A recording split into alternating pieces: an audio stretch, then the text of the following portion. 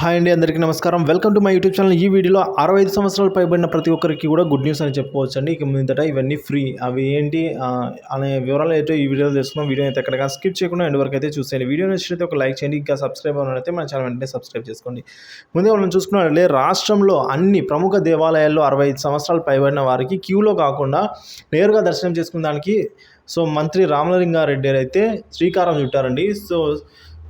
శనివారం బసవన్న గుడి రోడ్ అలాగే దొడ్డ గణేష్ ఆలయంలో పూజలు జరిపిన అనంతరం మంత్రి గారు మీడియాతో మాట్లాడారు. ఆయన మాట్లాడుతూ 65 సంవత్సరాలు పైబడిన వారికి గుర్తింపు అడుగునుగా చూపించినట్లయితే నేరుగా ఆలయ దర్శనానికి వెళ్ళవచ్చు, ఎటువంటి అభ్యంతరం లేదని అయితే అన్నారు.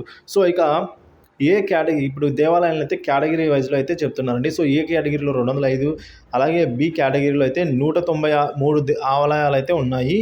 ఇక ఇవన్నీ కూడా దేవాదాయ పరిధి శాఖలో అండర్ కింద అంటే దేవాదాయ పరిధి కింద అయితే ఉన్నాయి. ఈ ఆలయాలన్నింటిలోనూ నిబంధనలు వర్తిస్తాయి. ఇక సి కేటగిరీ 3000కు పైగా ఆలయాలు ఉన్నాయి. వాటిలో భక్తుల రద్దీ అయితే అంతగా ఉండదు అని అయితే అన్నారు.